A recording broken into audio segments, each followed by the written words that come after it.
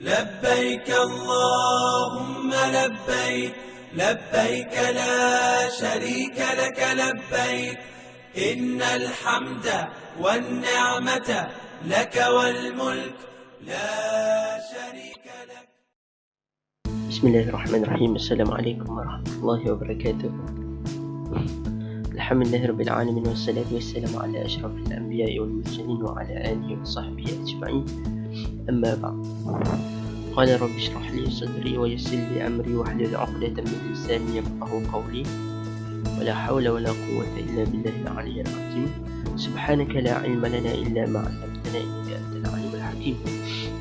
Pertama dan selama-lamanya marilah kita syukur kepada Allah Subhanahu Wa Taala kerana dengan izinnya dapat lagi kita bertemu dalam pembelajaran akidah dan tauhid, yang mana kita dah berada di rukun Islam yang kelima. Maksudnya rukun Islam yang terakhir lah sebelum kita masuk kepada rukun iman. Jadi seperti yang tuan-puan lihat, kakak, abang-abang, adik-adik lihat di belakang tu, belakang saja. Okey, gambar apa? Gambar Mekah kan. Jadi kita akan kita akan membincangkan hari ini tentang sedikit tentang rukun Islam yang kelima, iaitu menunaikan haji di Mekah bagi yang mampulah. Okey. Jadi insya-Allah selepas habis pembelajaran untuk haji, kita akan masuk kepada minggu depan lah, insya-Allah kan. Kita akan masuk kepada rukun iman pula, insya-Allah. Okey, macam biasa, sebelum kita pergi lebih jauh, kita ulang kaji balik apa yang kita telah belajar sebelum ni kan. Apa yang telah kita belajar selama 4 minggu yang lepas.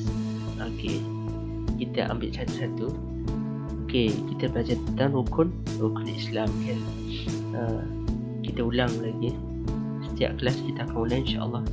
Sebab tidak rugi kita mengulang kan. Sebenarnya tidak rugi kita mengulang untuk kita memperkukuhkan lagi ingatan kita. Okey, yang pertama ialah rukun Islam. Yang pertama ialah mengucap 2 kalimah syahadah. Yang kedua ialah solat 5 waktu sehari semalam. Yang ketiga ialah mengeluarkan zakat. Yang keempat ialah puasa di bulan Ramadan.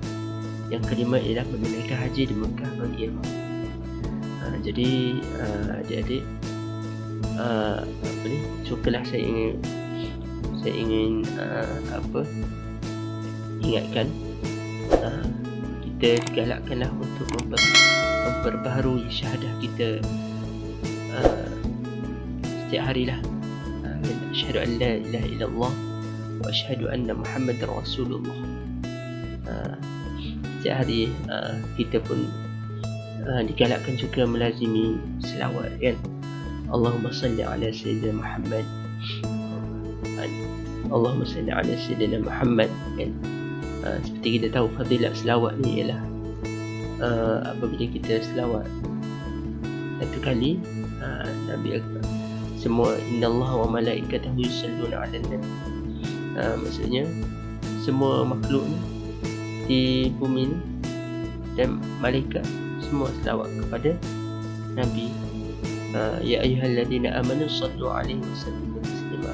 Wahai orang-orang beriman, selawatlah kepada Nabi lah. Maksudnya digalakkan untuk kita selawat kepada Nabi. Apabila kita selawat kepada Nabi, semua makhluk di bumi pun berselawat juga, mendoakan kebaikan kepada kita dan insya-Allah. Okey, pada hari ini kita akan belajar tentang menunaikan haji di Mekah bagi yang mampu. Okey, kita tengok mana. Okey, sebelum kita pergi lebih jauh, kita tengok dulu sejarah ringkas kota suci Mekah. Sejarah ringkas kota suci Mekah. Okey, kita tengok sepintas lalu. Kita akan belajar sepintas lalu dah. Okey, kota suci Mekah ini ialah kota kelahiran Nabi Muhammad sallallahu alaihi wasallam. Bermakna di Mekah ini ialah tempat Nabi sallallahu alaihi wasallam dilahirkan. Sebab itulah dia dipanggil kota suci kan. Sebabnya Nabi Muhammad sallallahu alaihi wasallam dilahirkan di Mekah. Okey. Yang kedua, di kota Mekah terdapat Kaabah, yakni Baitullah, yang menjadi kiblat solat umat Islam. Di Mekah ni terdapat Kaabah. Kaabah ni apa yang kita kalau dalam gambar tadi kan, ada Kaabah yang duduk di tengah-tengah ni kan, yang menjadi kiblat solat umat Islam. Maksudnya sekarang ni semua kita solat yang menghadap kiblat, semuanya menghadap Kaabah kan.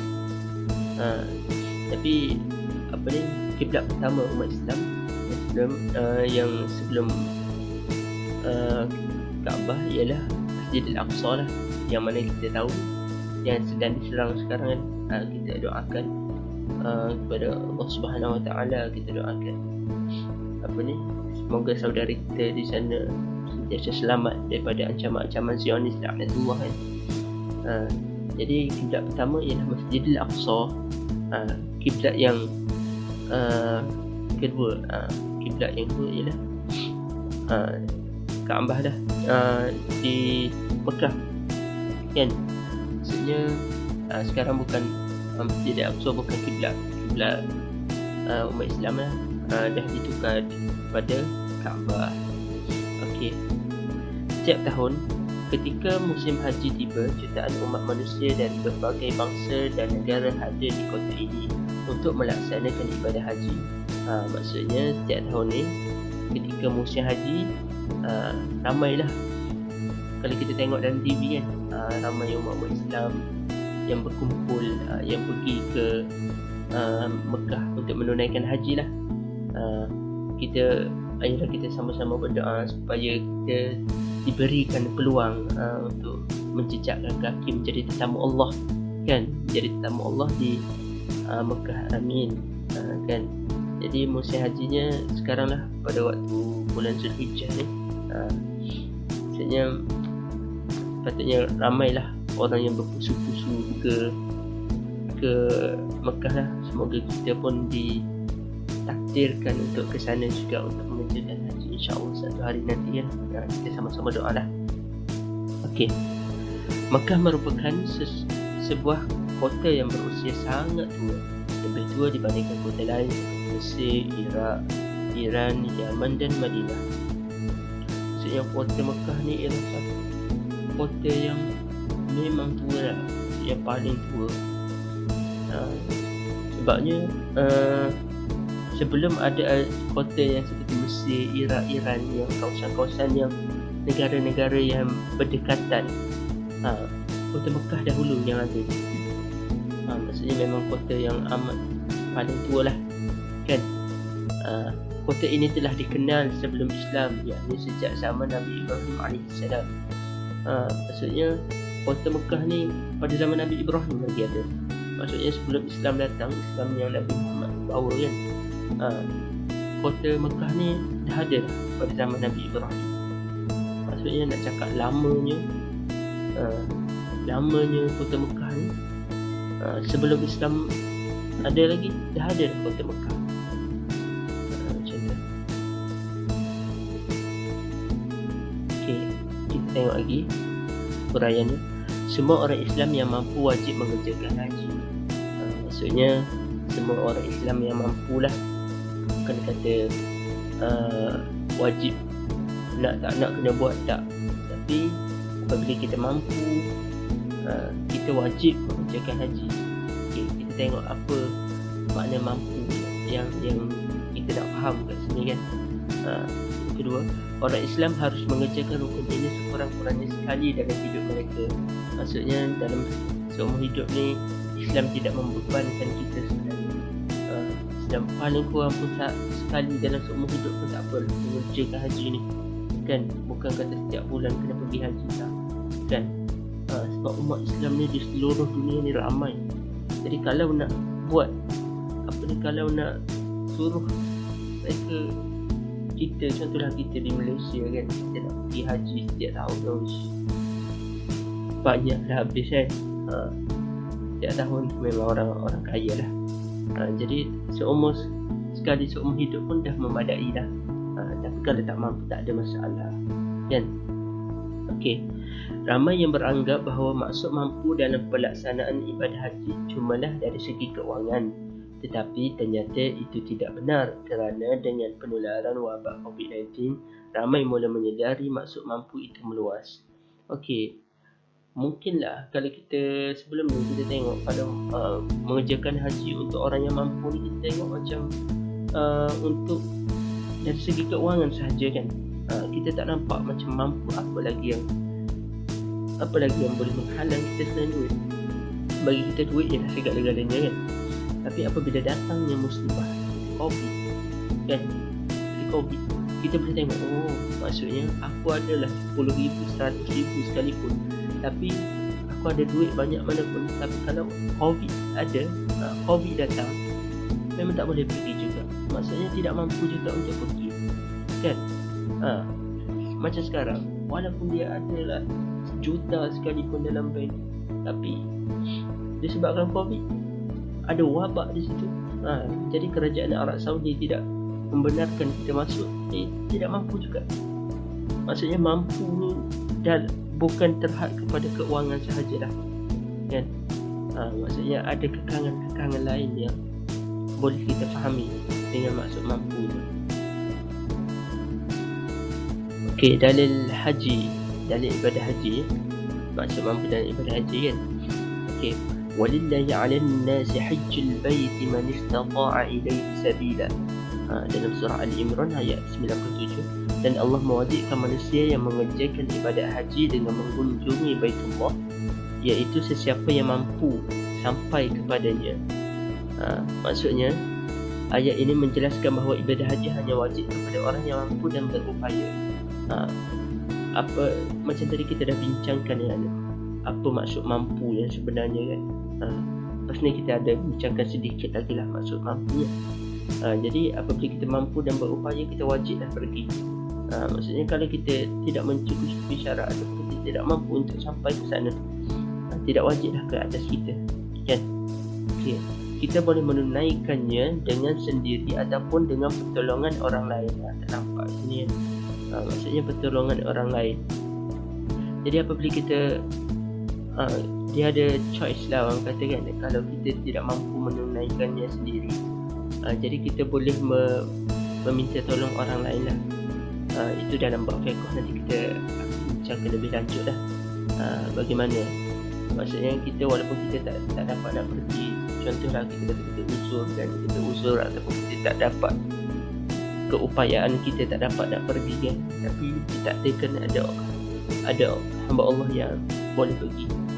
Jadi kita minta tolong dia, suruh buatkan ibadah haji kepada kita pun tak ada masalah.